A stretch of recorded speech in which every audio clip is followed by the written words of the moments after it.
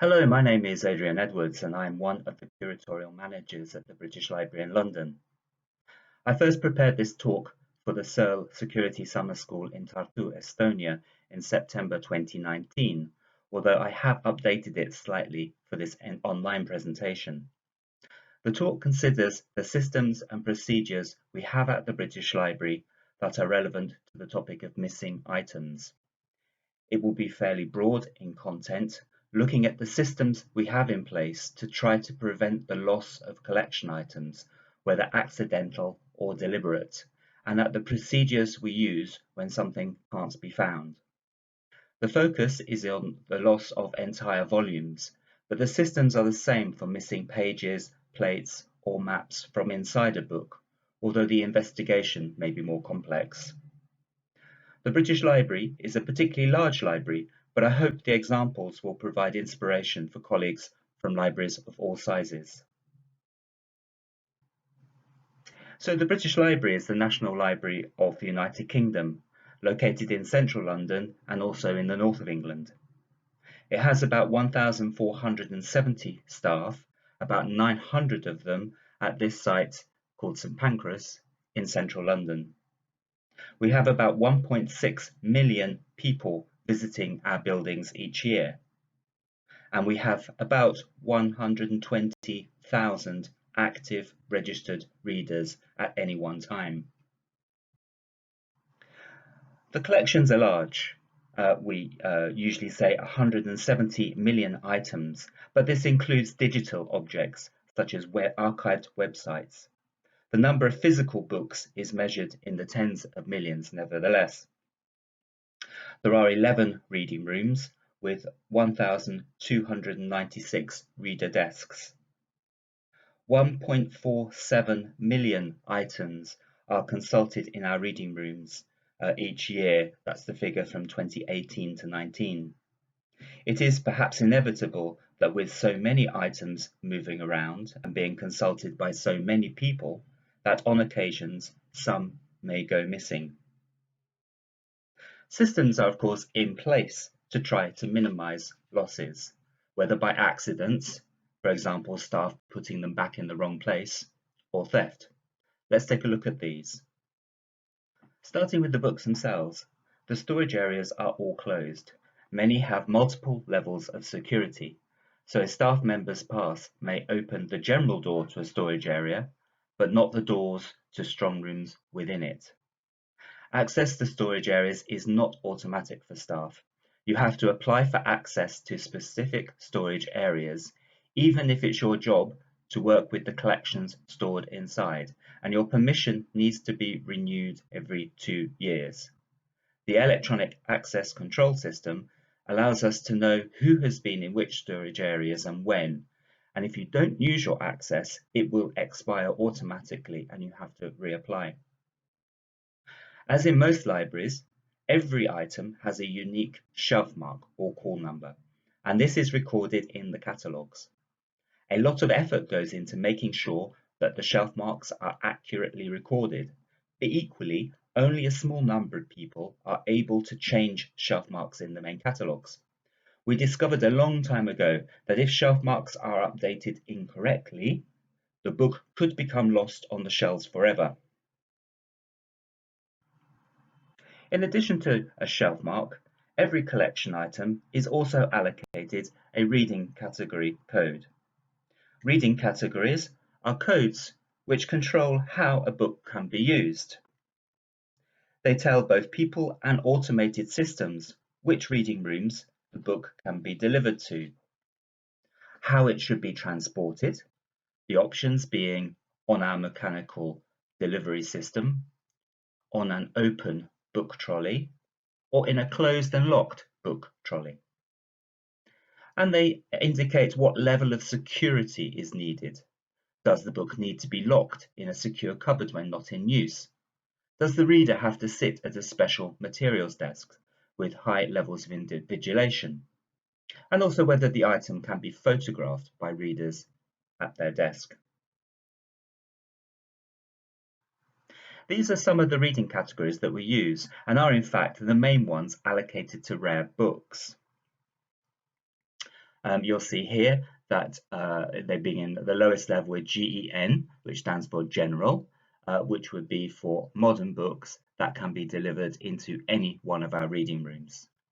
And they go all the way up to RR3, which would be rare books, special materials, and the RRX, RRZ, which are for restricted materials, which mean that readers can't see these without a written application to a relevant curator. There are, I calculate, 28 of these reading categories currently in use. When a reader places a request to see a book, the online catalogue talks to our book circulation system, called the Automated Book Retrieval System, and generates a ticket with a barcode like this one. This is an example of one for a book which I requested to see myself.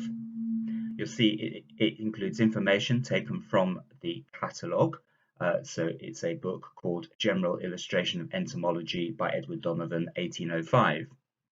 It tells you where the book is stored. So it's in B25345, which is the code for the storage area. And the shelf mark, the public shelf mark, is 445F26.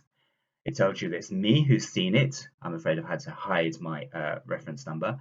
And which reading room I want to see it in, so that's rare books and music. And its reading category is there, RR1, which if you remember means that it's a rare book that can be automatically ordered, but can only be delivered to rare books and music. And you'll see the barcode there. The barcode is unique to that request and is used to track the book's movement from storage area to reading room, then from issue desk to reader or staff member, any transfers, for example, from a staff member to a reader and back again. And then, of course, it tracks the movement of the book back to storage. The final scanning of the barcode closes that request, and that barcode is then not used again. 2 copies of this ticket are generated.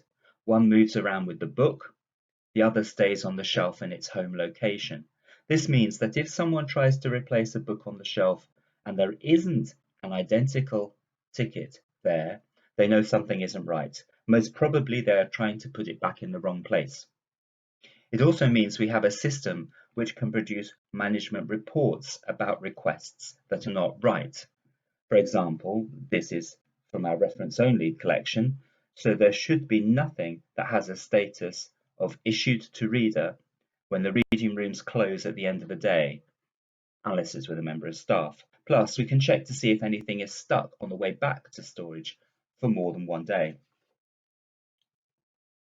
This way, potential problems can be spotted quickly. The longer you leave a problem, the harder it can be to resolve. Then there are staff responsibilities and policies around collection security. Staff should be the only people with a reason to take a book away from the reading room, keep it overnight, or transfer it to someone else, perhaps from a curator to a conservator or a photographer. We therefore need specific rules and guidelines relating to the use of collection items by staff. And these are outlined in our staff use of the collections policy. It's every staff member's responsibility to ensure that they are correctly following the procedures, and failure to do so can result in disciplinary action. This is made clear during induction for new staff and in regular reminders sent to all staff by email. The staff use of the collections policy includes statements on access to secure areas, how to correctly request, collect, and return an item. Staff are not permitted to retrieve from storage areas for themselves, except in very particular circumstances. And importantly for this talk, what to do if something goes wrong, such as a book can't be found or the wrong book is sent to you. There is also staff training. All staff are trained in how to handle materials safely, how to use the scanning stations to track the barcodes, and how to store materials safely. Supporting documents on our staff intranet include how to report a missing or damaged collection item, and how to deal with an unidentified collection fragment. The policies and procedures relating to collection security are overseen by the Collection Security Group and owned by the library's Head of Security and Safety Management. This group's role is to be responsible for the library's collection security policy, to oversee the assessment of risks to the collection and ensure that appropriate mitigations are in place in line with the risk appetite agreed by the British Library Board, which is our governing body, and to determine and monitor action planning to respond to new and changing collection risks and risks inherent in all library process. The Collection Security Group looks at major instances of loss and oversees investigations, and I'll show you how we do that in a moment. The Collection Security Group is also responsible for thinking about preventative measures as a whole, including security in the reading rooms. A major focus in the reading rooms is about stopping theft. Controls include entry by reader pass only. No large bags or coats are permitted. Readers are in fact supplied with a clear plastic bag for their research materials. There's extensive CCTV, and the clear plastic bags are examined on exit. Special and restricted items have to be consulted at special desks with close invigilation, and those items are locked in secure cupboards whenever not in use. But the range of preventative measures that the Collection Security Group considers is in fact much broader and includes ensuring that the main catalogues and the in-house circulation system are all kept up to date, both in terms of software and the data they contain. There are shelf audits which identify mislabeling, misplacing, switched boxes, incompleted transfers, etc., as well as anything that's simply not there. There's routine shelf tidying, an annual recall of all items issued to staff every September, and routine reports generated from the book circulation system. These include those not returned at the end of the day, that's run every day, items that are stuck en route to somewhere on the route back to storage or en route from storage to the reading room, those are done every few days, and failed requests, where a reader has requested a book that they found in the catalogues, but the delivery staff can't find it. We're very reliant on ABRS, on our book circulation system data, and maybe that is a weakness. Let me move on to reporting and investigation. So whenever someone does notice that something might be wrong, a missing or mutilated book, for example, they complete one of these: a collection security report form. These might be generated by staff in the reading rooms or storage areas, by collection auditors, by curators, conservators, or anyone, but in practice, most are generated by storage managers. The forms gather information about the item itself, what the problem appears to be, and what action has been taken so far. These are then investigated by a small collection security team. The level of response will vary. They will respond very differently to a missing book with the reading category of Gen, so a modern non-rare monograph, from one which is RR3, rare antiquarian printing. In the latter case, curators will be asked for an estimated valuation straight away. Hopefully the problem will be resolved. Most missing books are in fact found pretty quickly by the collection security team. They are most often in the wrong place on the shelf. Usually numbers in the shelf marks have been switched around. If they're not found, they are made mislaid in the book circulation system. That then stops other people from trying to request the book and means that data can be extracted from management reports. We also put a blue board on the shelf so we know there was a problem. We learned decades ago that a missing book can mysteriously reappear and that we needed a simple way to signal to the person putting it back on the shelf that there had been a problem and that there is a missing item record that needs to be updated. In terms of escalation, if there are grounds to suspect a theft of a rare item, we will report this to the police and to the antiquarian book trade. We always prosecute thieves, and we are very open about thefts. All statistics relating to lost books and investigations are reported to the quarterly meeting of the Collection Security Group. Investigations into missing or mutilated, rare or vulnerable books are reported in detail. These are 3 missing rare books reported to the August 2019 meeting of the Collection Security Group. You'll see that 1 item was found misplaced on the shelf, and the other 2 were found in cataloguing offices. These cases resulted in a review of procedures and reminders to staff.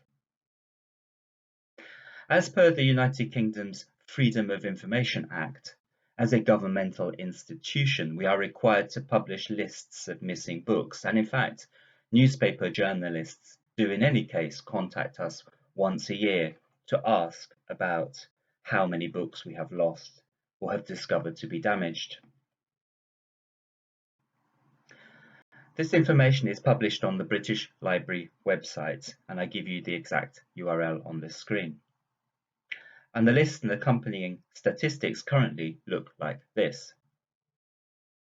These are the latest figures we have from summer 2019. They would normally be updated about now, but this schedule has been delayed owing to the closure of the British Library during the current coronavirus crisis. So here we state that 39,571 items are missing since records began, 0.02% of our collection. But 27,111 are from the lending or document supply collections, with little expectation that the books will be retained long-term anyway. They are duplicates purchased specifically for our commercial services. If we remove these 27,111 lending items, you'll see that 12,460 are in fact missing. A look at the data behind the spreadsheet shows that the majority were lost a long time ago by our predecessor organisations, before the creation of the British Library in 1973. For comparison, the statistics show that we have lost 76 books in the last 10 years. In fact, you do have to think about the long term when thinking about missing materials. Before I finish, let me tell you a story. The British Library and the British Museum share the same origins. And as I've mentioned, most of our missing books date back to before the creation of the British Library in 1973. On the list of missing items we inherited were dozens of rolls, posters, broadsides, engravings, some of little value, but some by great masters such as Piranesi, none of which had been seen since the 1930s. In April last year, 2019, I was informed by the building manager at the British Museum that they had found an old exhibition display cabinet in one of their off-site storage buildings, and that it appeared to have a secret compartment. A locksmith was called to break it open. Inside, they found lots of old printed paper rolls. Did I want them for the British Library, as they didn't appear to be relevant to the British Museum? Yes, of course. These are some of them. All 54 were on our missing item list, so we were able to clearly demonstrate that they were ours and could therefore claim them back from one government organisation to another. It appears that they had been stored inside the bottom of this exhibition display case, which must once have been in a gallery with books, but which had been moved somewhere else, perhaps to a gallery of Greek pots or Baltic amber, a long, long time ago. It was very satisfying to remove these 54 items from our missing items list after more than 80 years. If you are interested in this story, my conservation colleagues have just published a blog post about their work on these rolls. I'll give you the direct URL on the slide. I have to share with you, our systems and processes are not perfect. We still lose books, primarily through human error during replacing after use, or by staff not following correct procedures. We take a continuous improvement approach, inviting suggestions on how to improve our systems from any staff at any level. Certainly, I feel that we have a good grip on the issues, which we didn't have when I started at the British Library 30 years ago. I hope you've seen something that will help you think about missing item systems and procedures in your own institutions. Thank you.